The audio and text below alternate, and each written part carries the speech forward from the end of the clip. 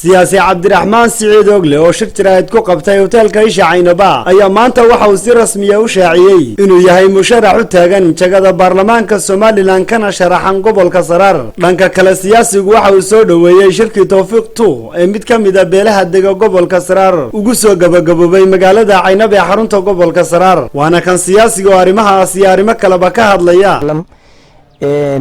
maanta ay taariikhdu tahay 17 bishii Oktoobar 2020 waxaan halkan ku qabanayaa shir jaraa'id oo ay daaran tahay shaacinta xafladda musharaxnimo oo hankayga oo maanta doonayaan halkan ku shaaciyo anigoo ah aqoon-yahan Cabdiraxmaan Siciid Ogle kana mid ah aqoon-yahanada gobolka Saraar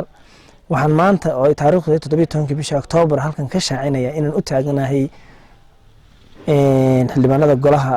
wakiilada ee 2021 haddii Ilaahay idmo haddaan u imaado maanta hankayga musharaxnimo waxyaalaha igu kaliifay waxa kamid ah maadaama aan ahay aqoon-yahankii gobolka Saraar ka soo jeeday maadaama runtii gobolka horumar badan laani ka jirto maadaama ay ka jirto dayac fara badan oo runtii gobolka Saraar dibadhac badan ka jirto waxaan go'aansaday bal inaan aqoontii iyo waxyaalihii anigu aan gobolkan u soo bartay inaan uga faa'iideeyo inaan hankayga musharaxnimo aan uga faa'iideeyo anigoo qarankayga iyo dalkayga iyo jamhuuriyadda Soomaaliland dhan ugu adeegi doona inaan maanta go'aansaday inaan shaaciyo hankayga musharaxnimo hankaygaas oo ah inaan u taaganahay jagada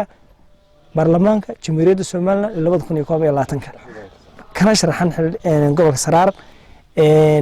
ugu horeyn waxaan maanta halkan ka bogaadinayaa shirkii Tawfiiq 2 ee ku soo gabagabay gobolka Saraar shirkaas oo runtii muddo 8 casho ka socday gobolka shirkaas oo runtii ay qabsatay beel ka mid ah beelaha gobolka dega runtii kana soo baxeen qodobo wax ku oola oo runtii deegaanka iyo dadka iyo beeshaba wax ku oola ah dhaxalgal oo ah waan bogaadinayaa sidoo kale qodobada ka soo baxay waxay dhaxalgal yihiin qaranka jamhuuriyadda Soomaaliland waana waxa ay maanta in doonayno qaranka jamhuuriyadda Soomaaliland inuu ku meel gaadho horumar gaadho in la taageero waxyaalaha masiiriga ay ka soo gaaraan dadka deegaanka ama ay danahooda ka tashadaan isla markaana aan ku wajahnayn ama aan caqabad ku keenin jamhuuriyadda Soomaaliland shir buu ahaa runtii muddo ka socday shir tacab la geliyay buu ahaa intii soo qaban qaabisay iyo intii ka shaqaysay inta waan bogaadinayaa waanan baarigayaa